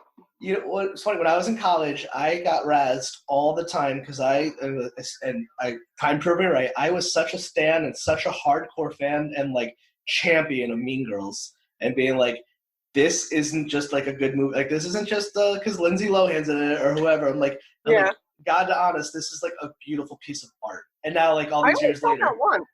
Yeah, I only saw that once in the movies. Watch it again. I just watched it again recently, and it holds up to this level. Like as an and you have high school age kids, so it's like, oh my god! Like, and Tina Fey wrote it. I mean, it is so funny. And this is before the Lindsay Lohan experience, all the stuff that goes on with her. But oh my goodness. Well, at least this has been such a blast. Is there anything we missed, or anything you wanted that we missed? I think we hit it all. I know we got Crafts Punk Rock in the monthly. I know, exactly. Are there any bands that you always wanted to see and maybe I saw them? Probably all of them. Well, you saw Minor Threat, you said? No, they're the only band I Really? never saw Minor Threat, and I never saw Mission of Burma. Fugazi, did you ever come around that era? I did see Fugazi. Oh my god, where? Tell me everything. Probably the living room. It's funny, like it's almost fuzzy where I'm actually like, I'm pretty sure I saw Fugazi. I believe you. Like, I just saw bands 3 times a week. I was out seeing bands play. Sure. It's like, was Fear playing? Did I see Fugazi? I'm sure you did. You know what? I can't remember. Did you ever see like Fear play or anything like that? I don't remember that era of like that. The Cro-Mags is probably the band I know the most of that world. I should have made a list. But it's funny because, back then, that's when Thayer Street was actually like a cool, it was always like this trendy street, but that's where like the punks hung out. Oh, was it? And it was full of record stores. Oh. Like I would DJ like say on a Friday or Saturday night, and I'd always get paid like, and then that next day I would take like my cash and just really go to like 2 or 3 record stores on Thayer Street and buy more records. Do you still have all your old records? I do. Because that's so cool that vinyl made that comeback. Like, well, never really went away. What's in your collection that would be like surprise people? There's that would surprise people. I mean, I guess anything you say. I'm just I have this like I made this whole version of you in my head that you're gonna go to work and maybe someone in your office is gonna listen to this like, what were those words you said? Like, I could be completely wrong because I don't. Did you say Tony used to razz Tony from that about that? Tony used to tease me all the time. He'd be like, "Yeah, go listen to the Dead Kennedys or something." Oh God, that they did not age well, at least in my opinion. No, I never. You know what? I've seen them play. I never got into them. I never liked like Jello's voice. I couldn't get into it. I never liked him. I didn't like the people that listened to them, and like all those are the people that kind of grew up to become the opposite viewpoints of mine that I share now. So they were like there you go. They were the people who went so far left they went right. They're the InfoWar crowd. That was our version of that. Wow, yeah, that's too funny. I'm actually doing their What Did We Miss? Tony's podcast on Tuesday, and but we were going back and forth in the idea of like what to pick, and of course I was trying to convince him to do DuckTales, but of course we ended up settling on Sunny Day Real Estate. I completely missed that band. I love everything they influenced because I know they come out in the '90s. So I'm a huge like fan of like that later like the Ghetto Kids and like that world of emo. And I had no idea, so it's been funny. I've been like listening to those guys in my head, like getting prepared and like listening to like that stuff I had never heard of. I was like, I think the record in my collection that would surprise somebody might be like the Angry Samoans. That's so great. That is so great. And there's such a thriving vinyl scene in Providence, and we have records like a lot of record stores. Well, it's funny because it was recently Record Store Day, Independent Record Store Day or something like that. That was another thing I was like driven to share. Like, even though I knew it was postponed, I was sharing all about it on social media. I think I put an article together. because that's such a pet cause of mine of like independent bookstores, independent record stores. I did the same thing for like Free Comic Book Day was postponed, but I'm Yeah, like, must we have support to. Free Comic Book Day. So like put Ah. together a listicle of comic book stores and tried to get that around. Do you think part of like all the of your freelance work and everything you've done, like do you find that any of these ethics from the scene that you still hold today, from like the punk rock and that hardcore scene of that mentality? The scene, I love saying the scene. I know, like we call them Um, scene ethics, and like I sometimes I can think they can be a curse, but like I find that I'll find that like I hold on to them to this day like very strongly, especially like with doing this and like, but even just I feel like I'm getting a sense of that from you, like that I think it giving was back to. definitely like this familial sense. Like even though it might look like this like wacky place, it was just such like a safe like there was like a warmth to it. It's kind of crazy. No, I 100% understand. It You know, becomes it, family. yeah. I mean, I could. I remember going to see bands. You'd go by yourself. You felt fine to just, Yeah. you know, to just go see some bands play because you just felt like I don't know. It's not like going to a club where people are like just there to like drink or like meet people. You're there because you really want to see the music. Did you like And mosh and stuff? like just a couple of times I was more like, like on Staying the on the side, edge. That's still never pretty. jumping off the stage. There was a really funny show. No, but like people my age will never forget. But the Circle Jerks played, and like Keith Morris had hurt his leg, and he did the whole set from a stool. It's like hysterical, like a lounge act. It was Oh, hysterical. it's so weird. I know, but it was yeah. So that I would say those are my things from the scene. In fact, I have a list of people I'm thinking of that you would love to have on your show. In Oh, fact, please. our music writer Adam Hogue, um, he's awesome, and every article, it's almost like a drinking game. Like he mentions like the scene. He must say the scene like 3 times in every I'm gonna have to article. look him up. Like I'm a huge fan of like finding like old people from that world. Like one of my favorite websites is the Hard Times, which is like a satire site, which is basically I'm sure you probably see their headlines, but the way they explain it is they're the Onion of Vice, is how they kind of started off. Oh, And funny. and their older stuff is very like very just our world, and now it's kind of expanded more to like more culture. But like the one of my favorite headlines that made me find the web that I love was which was hardcore band accidentally reunites in Whole Foods break room. Exactly. And that was what turned me on to the and that just it kills me. It's so funny. It's so nice to me to hear because like I've been just like such a fan of Providence and Rhode Island. So like the monthly was something like so many positive memories. Like Seven Stars on Broadway, Life Before Kids. We would go Seven Stars Yeah. on Broadway and like pick up the monthly, and that would be like our Saturday. And to know that it's been with all these nice people and run with like the scene ethics that coming from you, I'm like, oh yeah, there's a lot of great stuff that comes from that world. Like a lot of it's just that basic stuff, like don't judge a book by its cover. Like some of the most scariest people I've ever looking like intimidating people I've ever met have been just acts of kindness that even like what you spoke at the top of the show that to this day, like, I mean my friend, one of my closest friends, Amanda, met her husband from we would go see his band Folly play all the time. Now they have kids together and their music Oh, doesn't is like they're a hardcore metal band with ska breakdowns, and now like when we hang out our kids play together. So there's a softness to it. Like it always like, yeah. and I always love that. I'm always, it's great. It's always like it makes you want to kind of explore, peel the onion back a little bit with everyone because people always kind of surprise you, often Yeah. for the better for the most part.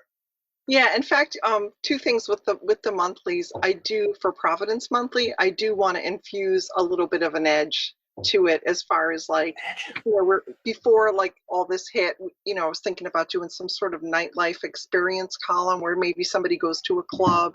And when I say club, I mean like, to go see bands play and, what was it like? And Oh yeah, so hopefully we'll be doing some more stuff like that as like things start to open up again. yeah. But I want to mention this too is when my son Jonah was like, I think he was like 2. I made him a Milo Goes to Preschool T-shirt, Oh my goodness, that is you have to dig up a picture of that if you can I find it. know, That it was sounds great because I adorable. took the album cover and just kind of like Oh, I muted out, love that. like the college and put preschool and like made him wear it like walking down Thayer Street or something, Oh took my pictures of goodness. him. You I should know. Oh my god, you should do that thing you know that people do, they take an old photo and then they have to recreate it. You should remake Yeah, it as an adult, but he Milo would goes to never college. do it. Oh yeah, you'll have to do it without telling him. Or Photoshop. Exactly. Find some good Totally. Photoshop. Yeah. Exactly. And then you got tons of I don't know how you editorial magazine writers work, but like there's plenty of to write about podcasts as well. Like there's a whole scene within that. I'm sure for you all it must just be a matter of time. So maybe we can help you edge it up. Yeah, you know what? You Podcasts should don't give a fuck. we'll have to email about that because Yes. I know we've covered like Bill Bartholomew, Yeah. and Oh, did that guy sleep? I don't know, but like, so we'll have to, we have to do more stuff and, to help promote your show and all Oh, that yeah. stuff. Yeah. There's some great people here. And actually, I have one last question. How do you Yeah. pronounce your last name? Because I have a little bit of the dyslexia, so I just assumed it was Major. But then Oh I no, heard it's actually spelled the way it looks, which yeah, never it's just happens. major. So Major. up until I listened to Chronicast, I just assumed you were Elyse Major. But then Major. I was like, the one time I like overcorrected for my dyslexia, I was wrong. Funny. Well, at first I thought your last name was Revile, and I thought, Oh, hey, I how like that. punk rock is that? I love that. Everyone always thinks it's Rebel, so I never correct them. Ever. My whole life it's like Rebel, like, yep. Just Yep. too shy and don't and stuff. I'm like, oh, okay. Well, this has been so fun. I hope when things get normal, we could do this like IRL because I know. that was always one of my hold off for asking a lot of the more local people is like just so much more fun to do stuff. I had just gotten to the point maybe within the last year where I was recording out of the studio, so I was able to do a little more of a local focus, and then everything happened, Yeah. so I went back to mobile, to remote, and then some things have shifted, but but yeah, it's fun. I'm sure as you must know with your as well too. It's like I still be like, I can't believe you're talking to me. That still happens. Like it's an incredible thing where just people will just like that you don't feel like you should have access to will give you some of their time.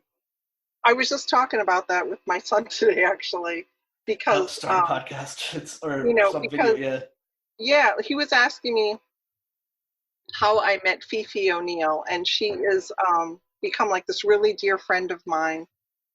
And she was editor in chief of like many, many home decor magazines, and she's written many books, and she's just become like this wonderful person in my life. And my son Ethan was like, "How did you meet Fifi in the first place?" And it was just like I was a fan, and I approached her on her blog, pitching stories to write for her, and it just developed into this friendship. And like so in my magazine, my like national magazine world, I am friends with a lot of people. Like same thing. Like I am surprised. I still can't believe that I know some of these people. Yeah. But it's really cool because I think all this online stuff. It does give you such access to people. Even when somebody might read like a famous person retweets you or something, It's you're like, cool. it's just like I'm on their radar, for Yeah. 1 second.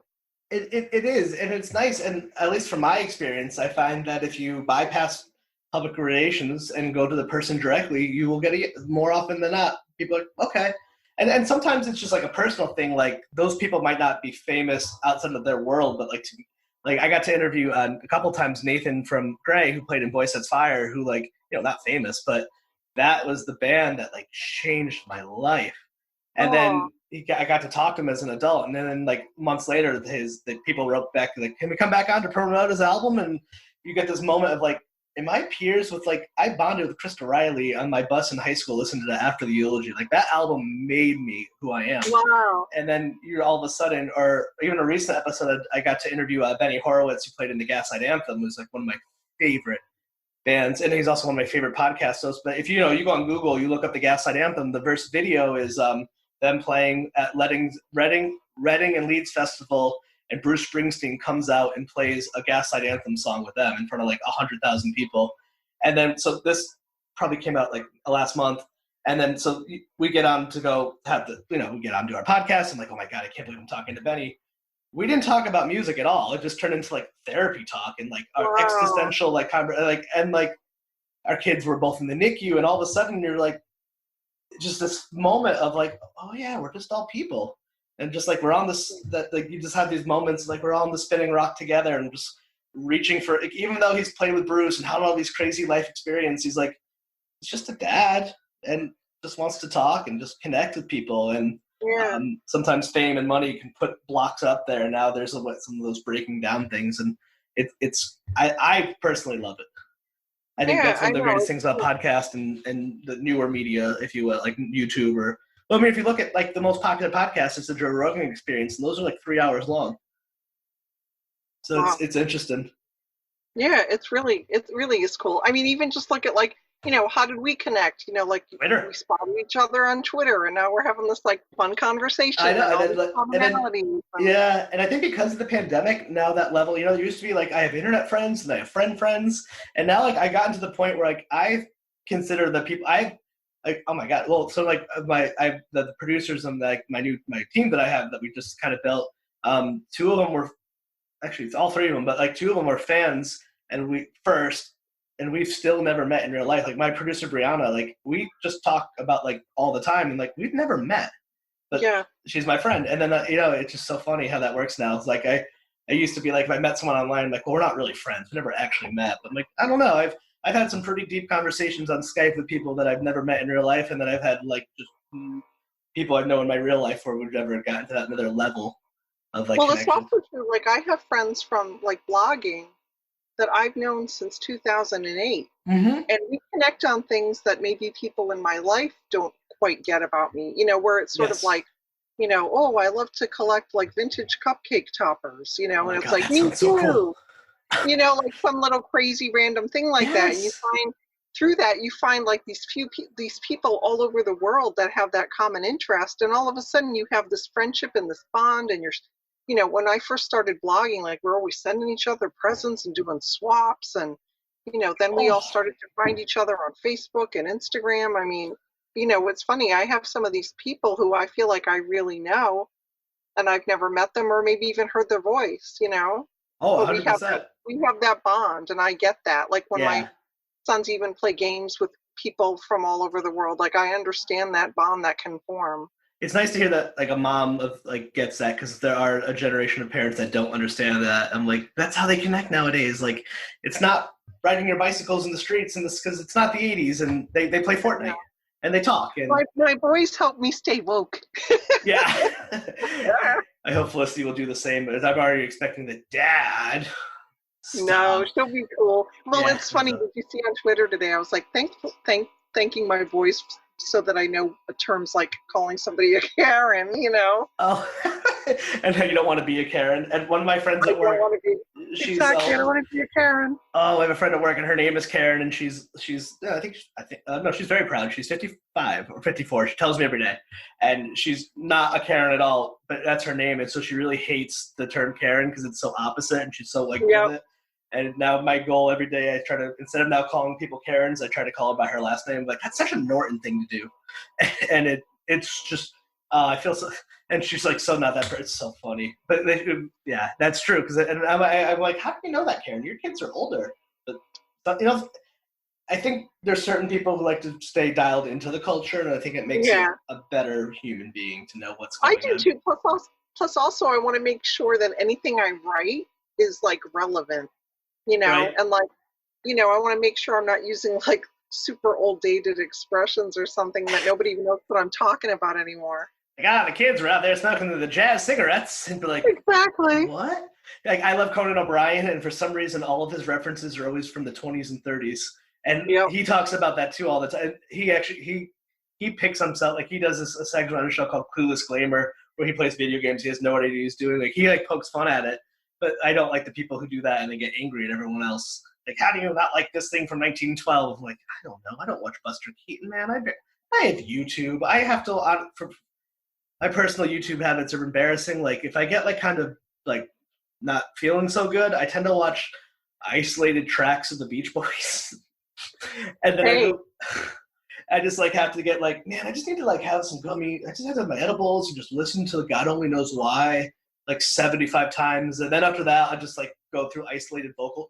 The other night, for just I have my other son is Oh, very. He was going through a big Pet Sounds phase.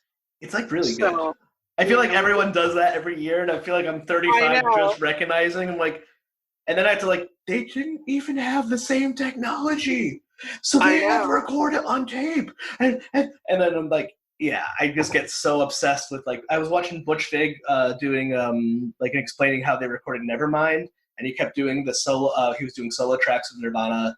Of Kurt doing like some of the songs, I think it was "Come as You Are," and like the and just the feelings of it. And like my YouTube, like you would think I'd go on YouTube and watch something else, but always it's just like music videos, live concert performances, and like obscure like, did Prince and David Bowie ever do a song together? Just like stuff like that, or like, I'm always watching like Melissa Villaseñor clips. she is so funny. I love her. And there's this one thing, I must share it on Twitter like once a week because it makes me laugh and I want to find it over and over and over again. But I'm usually just watching a lot of comedy and stuff. Have I you like, watched old? There's an old SNL, older, not old, but older, like last few years, with Fred Armisen, where they play. It's like a punk band reuniting at the daughter's wedding. oh wait, I don't know if I remember that one, but It's I know like he's done a couple of times where he's like he's in a it's punk band. him. It's him, Dave Grohl, and Crisis of Conformity. It's him, Dave Grohl, and Ashton Kutcher, and they all look Oh, like middle-aged men, and like they just get up and they're like, oh sweetie Sharon, I'm just so happy for your special day, and we're gonna get the band get together, and then he breaks into like a song of like if that's like, and they just trash the fucking one, place. two, three, four. Yeah, and I'll it's have like, to look for that. oh my god, Dave Grohl does the thing. It's like, and I've got to wear my tie, and like does, and it's about like aged punk rockers, and like because That's awesome.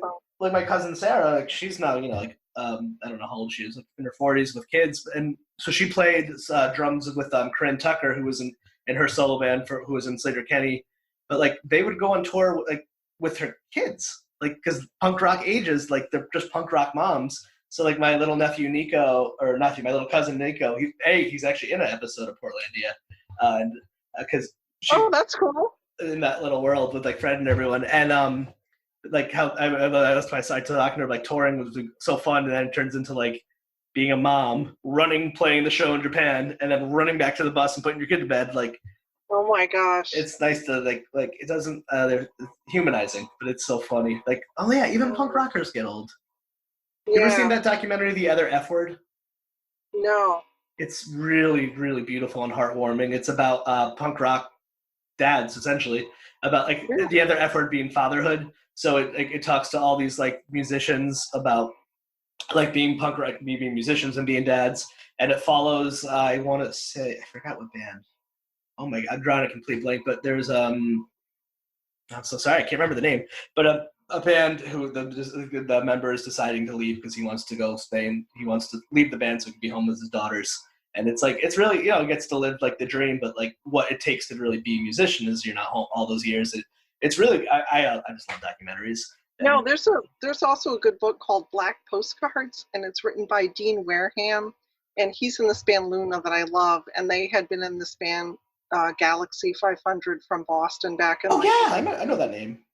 yeah, and it's such like a snapshot of what that whole period was like, and it's cool because he writes about like he's in Boston at first and then he's in New York, and it also shows how when he's not on tour in Europe, like he's working at an office job making copies, like Yeah, it's just like such like a switch from it was just really interesting because he does talk about different bands that they toured with, and I remember like I used to DJ at the Rocket on Friday and Saturday nights, and he talks about bands that had played there, and so that was really cool. I just the last one from wherever this airs, but I interviewed it's actually someone who's become my friend. We've become a few interviews. His documentary filmmaker called Sean. His name's Sean Cologne.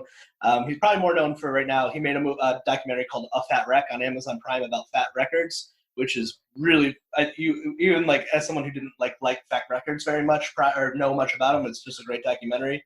But he was just telling me he had made a documentary called Lifer about working class artists. And you're gonna like this. The majority of it takes place in Fall River, following the Wilhelm Scream guys. I don't know if you know Really? that bit. They were smacking Isaiah, another Wilhelm Scream. It hasn't come out yet, but he the episode he was talking a lot about that. And I was like, which I can't wait to see it. How cool is that it happened to be taking place here in Fall River, or like parts of it, or like in Fall River.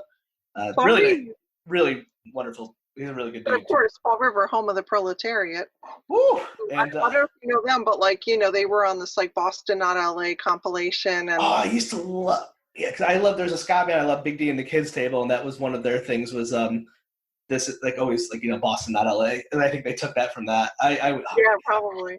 But they had some really great songs. Did you ever see anyone like, were there fights and stuff at the shows you went to in the hardcore scene? Oh yeah, there was like this one time when Murphy's Law played, and it turned into like a brawl that went around the room like a hurricane. There used to be a band, I think it was Blood for Blood. They had their T-shirt was like, "I went to a fight and a Blood for Blood show broke out."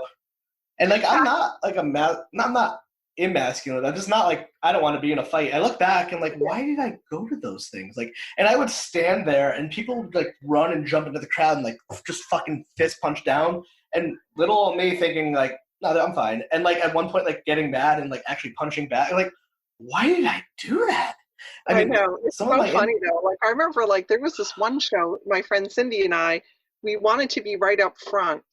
And it's funny because you would even see a band play that wasn't like a hardcore band, but all of a sudden like a pit would break out or something like that. Next thing you know, people are stage diving and they're jumping on you and all this stuff. And I forget who the band was, but we're standing in the front row and we have like footprints on our shoulders. Yes. And we're laughing. We're like, if our parents could see us now, like, why are you here? I remember, I know I got old. We were just like, must see the band right up front.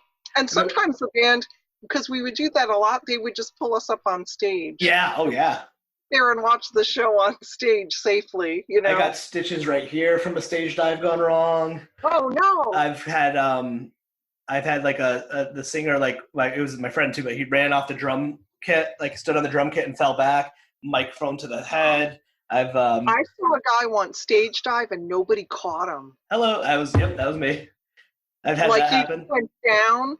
I was at the Empress Ballroom in Connecticut, which it's had some names, but it was like, it was a very high stage. It was Melt Banana, Big D and the Kids Table, and Folly, and it was me and Andy from the Flamin' Snobbies went to go stage dive together, and I hopped too high and I accidentally missed the crowd because the stage was like, for whatever reason, it was just like the highest stage. It was like maybe a 6 to 8 foot stage, and I put too much pep, and there wasn't enough of a crowd, and I'm not small. So, like, I jumped way too high. I literally dove, missed the crowd, and like, a couple people got my leg, and my arm took enough of the brunt and just all of a sudden gushing blood. Hilarious. Oh, no. Yeah, everyone I'll laughed. never forget it. This was at a club called The Channel, and I think the band... Where's that? It was in Boston, and that was a great place to see bands play. And I think it was Bullet LaVolta was playing, and they were like this Boston, like, I don't know, punky metal kind of thing. And a guy from another band that I remember, Green Magnet School, I'll never forget it. He like did a real dive, and the crowd sprang, like bam, like flat. Like I'll never forget it. Like sometimes I'll wonder, like, whatever happened to that guy? Can he walk? Like it was just like horrible. Like scary. Oh, I know. You know other scene ethics that I think I still carry to this day? Nazi punks, fuck off. I think that we need that more than ever. I remember we need that more than ever. I got like a debate today with someone at work about how I was like, yeah, if I see someone with a swastika, I have every right to hit them. They're like, no, violence begets violence. So like Nazi punks. I'm like, yeah, exactly. Being a Nazi is a violent act, so I get to hit you. Like, and my friend, they weren't like they weren't defending Nazis. It was, sometimes. No, but that's always my thing too. It's like I'm always like, oh, everybody love each other except those, except that. And like that, there's no tolerance for that at all. I saw the look in their eyes of like me at work, and like I was like, we were like kind of going back and forth. I'm like, Nazi punks, fuck off, like just like that. They got real. Like I'm like, okay, I gotta calm down, because like I was remembering like that was the downside of the punk scene is every so often a Nazi would show up, and then someone would have to show them not to be there, and exactly, and they deserve to get their shit kicked. Or any of my friends who worked at a record store, every so often you'd get they'd walk up to the counter like, you have a screwdriver? And that was like the hint of like, get out. Or if it's the wrong record store, then But you know what? At least in Connecticut, where I grew up, we were pretty good at keeping the Nazi punk fucks out of there. So I think that's how we should all do that here in Rhode Island. Nazi punk Nazis, fuck off. Fuck off. That should be the next monthly cover. Just be Nazi punks, fuck off, followed by like your resume. Be like, who can hire me now? Exactly. Fox News? Open the flap for my resume. Right? That'd be so funny. Oh my god. Oh, this was so much fun. I have to like do dishes and stuff like an adult. I know that's not fun. I know. Oh, thank you so much. Where can people find you online? Me personally? You or whatever you want to plug. Yeah. Well, I would just say, if it's the magazines, it would be providenceonline.com. And I guess for me personally, I've got my Instagram page, which is Elyse Press Major. Of course, I have my blog, which is tinkertreasures.blogspot. But like somebody listening, they might not find anything for them there, because I think so. And you're great. You're very great on Twitter as well. Oh, thanks. I have follow. fun there. I mean, when I'm not freaking out about the news there, but it's funny because I think I mentioned earlier, so I've had this blog for a long time, but it had been dormant. Like I did nothing with it for once I sort of got on Facebook and Twitter, and I just really wasn't doing much on the blog anymore. And then when the pandemic hit, I started to notice all of a sudden this increase in new followers to my blog. And I thought maybe I should do something. So I think it was 12 Sundays ago, I started posting a new simple craft project every Sunday. So funny. Some of them are reruns from my books and stuff, but it's now my little quarantine mission is Punk to rock crafts. post a little craft. But actually this is fun. All of the crafts I do are with paper, most of them. And I've told people, I've done these too, you could take make a photocopy of even your favorite album cover, and you could, or comic books or whatever you like, and you could still do all these crafts, but with that paper and not the pretty paper that I use, and it would still work out just as cool. You could make buntings, you could cover cans, you could make book covers, only with you can photocopy your favorite album cover and do all the same stuff, I have definitely spent a lot of money. There's people I think it's Tarmar, or there's people at I go to a lot of craft fairs, and I've seen that too. Comic-Con too is big. My whole house is just fan art and crafts, but I'm such a sucker for pop culture crafts. I can't remember. I think there was one artist who would do that. They would make wallets and different things. They would use comic books, or they would have one of the times. I think at PVD Fest they had a table with just stacks of comic books and Calvin Hobbes books and just every type of magazines, and then they would let you cut it out and you can make your own pins and whatever within it. Oh, that's fun. Even for your daughter, you could photocopy a page from her favorite storybook, and you could I'm use gonna do this because use that to make a craft. Yeah, I should do what's that movie, Julia and Julia? Except I poorly craft my way through your blog, and we could have someone write it and make us a lot of money. Hey, it works for me. We won't do good with our time because we're we can finally rest. We're let's start a project. Exactly. Oh my god, this is so much fun. Have a good rest of your night. Yeah, thank you. You too. This was really fun.